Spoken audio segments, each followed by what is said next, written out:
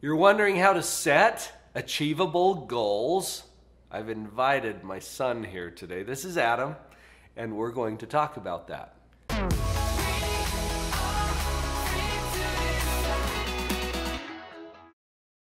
Hey, Live on Purpose family, I'm excited to introduce you to my son, Adam. Hey everyone. Adam's here today for a couple of different reasons. He's actually one of our Live on Purpose coaches, and that's a whole other story that we could get into at some other point if you want. But back in high school, do you remember this, Adam? When you were in high school, you were running on the cross-country team. That's correct. And I'm going to tell my version of this. You can clear up whatever you want to. Okay.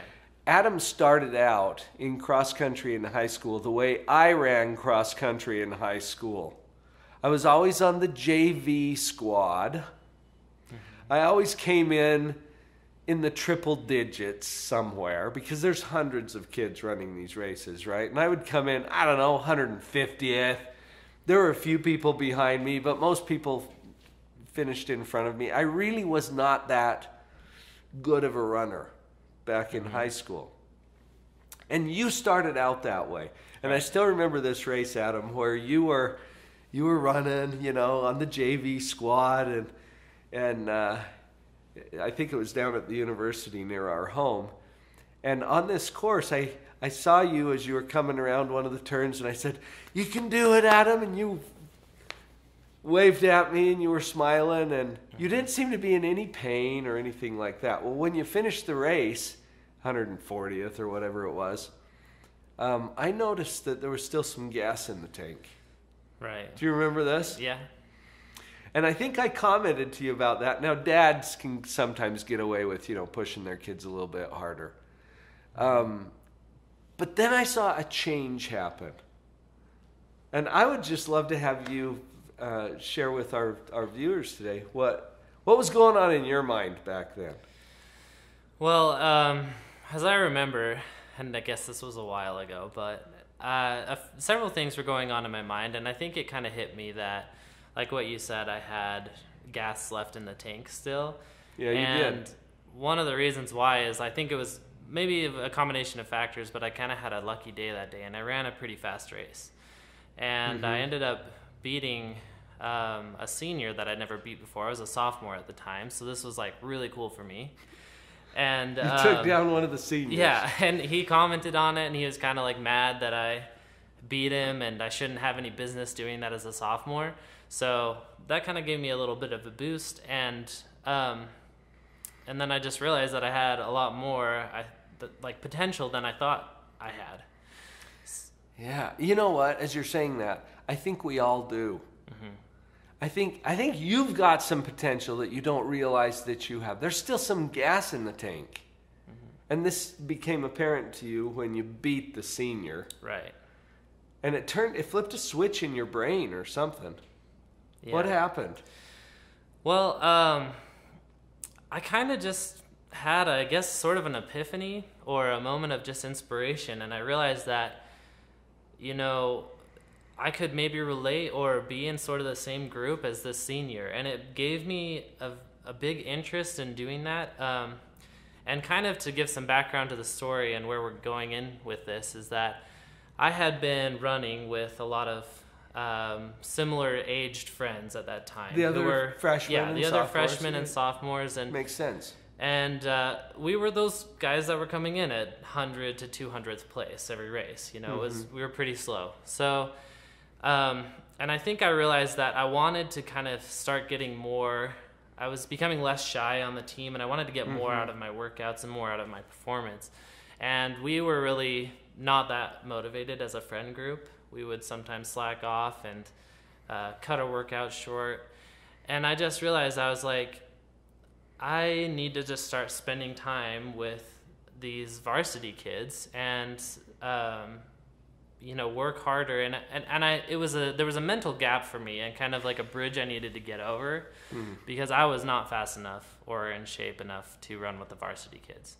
But I just decided I need to do it anyway. They were the ones I wanted to spend my time with. I felt like I was starting to respect them more, and I was more interested in like hanging out with them at races. But I couldn't really hang out with them because I wasn't fast enough to compete with them, and we ran at different times. So I got to tell you, Adam, this is something that has changed my career. Mm-hmm. It's changed my life because I watched that as a father from the sidelines. And I saw my kid out there performing kind of in a mediocre way, but he still had gas in the tank, and I'm like, you can do better, right? And then I saw that switch flip for you, and you mentioned it to me at the time. I started hanging out with the varsity kids. Mm-hmm. Oh, this light goes on in my head. Right. About my own career. And think about where you are for just a minute. When we talk about setting achievable goals, you don't even know what's achievable until you start experiencing some things like what you had, where you came in front of the senior. Right. Right? And it's like, wait a minute, I can maybe do this. How am I going to do it? Start hanging out with the varsity kids. Mm-hmm. Just last week, I spent 6 hours in mastermind groups with people who push me and stretch me. These are the varsity kids. Right. In my industry and professional speaking and sales and marketing and the things that I'm trying to be a varsity player. Mm-hmm. Start hanging out with the varsity kids. I thought that was brilliant. And I don't know if I've even told you how much of an impact that made on me.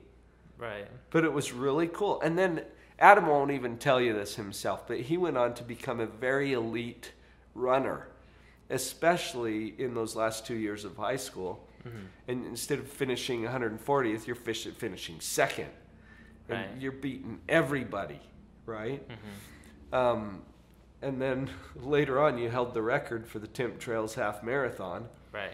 For a couple of years or something. About 3 years, I think. Yeah. Wow. So can you play at a higher level? Can you set an achievable goal? I think one of the important things here, let's have a little discussion about hype and sellout. Okay? Okay. So if you put all this on a spectrum, and I'm thinking about your running too, if my goal is to finish the race, okay, that's sellout. Of course you can finish the race. You can walk it and finish it. Right. Right? So that's sellout. And we'll put that clear over here on the left end of the spectrum.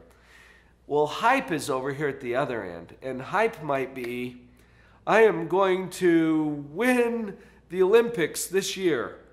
Mm-hmm. All right? And you're not on Olympic track yet. Right. That's hype. You're not going to do that. So we need to have something between sellout and hype that I think preferably is on the side of hype. Right. Pushing that border a little bit. Yeah. What are your thoughts about that? Well, I definitely agree with that. I think so. And if anyone's been really involved in like working out or any kind of growth, it's usually uncomfortable and it stretches you a bit. Yeah. And so, erring on the side of sellout is not going to be as uncomfortable, and we may feel like that's advantageous, but in the long run, I think we're going to do ourselves more benefit by erring on the side of hype and kind of pushing ourselves past the point of comfort. This is a careful balance because you don't want to push it so far on the hype side that it's unbelievable to you. Right. But you do want to feel stretched. If you don't feel just a little bit of stretch or maybe even fear or intrepidation, then you're probably not thinking big enough. Mm-hmm. And it's time to push the limits a little bit. Right. Which is easier to do if you're hanging out with the varsity kids. Yeah. Have someone else help you push your limits. And show you what's possible. Right. I just realized part of the power also of your idea of hang out with the varsity kids. Right. That's a way of installing some level of accountability. Mm-hmm. So it's not just you telling yourself, I'm going to do this. Right. If you're sharing it with a group of peers that are performing at a higher level already, mm-hmm. then there's an expectation and an accountability there that helps you to push through the hard things. Because it's going to be hard, right? Right. Yeah, and for me, it definitely was hard too. Like I said, I wasn't really in shape to run with the varsity kids, and so oftentimes we'd start the workout and it felt kind of like sprinting at the beginning of a 5K and then crawling through the rest of it because it was way too fast for me. But the nice thing was, there's a typical separation between the varsity and the JV, and so I kind of was forced into being accountable for working harder, because if I wasn't able to hang out with the varsity kids and run with them, I'd have to run on my own or find my own way home. I was new on the team that year, and I didn't know all the courses that we ran. So, there were some elements definitely with putting myself in that position before I was really comfortable to do so that held me more personally accountable for my efforts, and I liked that. I think it's also important to celebrate the wins. Yeah. The incremental progress that you can make, because probably if you're doing as we've suggested here and you're picking a goal that is achievable but it's toward the hype side instead of toward the sellout side, you're not going to just jump over there. Right. So as you make incremental progress toward that, probably a good idea to pat yourself on the back a little bit. Enjoy some of those wins and pause every so often to look back behind you and see what kind of ground you've already covered. Right. You may not be trying to run cross country or a 5K. Hopefully this example, though, has helped you to see how you can set achievable goals. One of the things we didn't mention is to have some good coaching. And if you would like to have a coach, we've got a resource available for you. It's called liveonpurpose.coach, not .com. liveonpurpose.coach, where you can find some resources there on almost anything that you're wanting to accomplish. And I wished I had a number, sorry.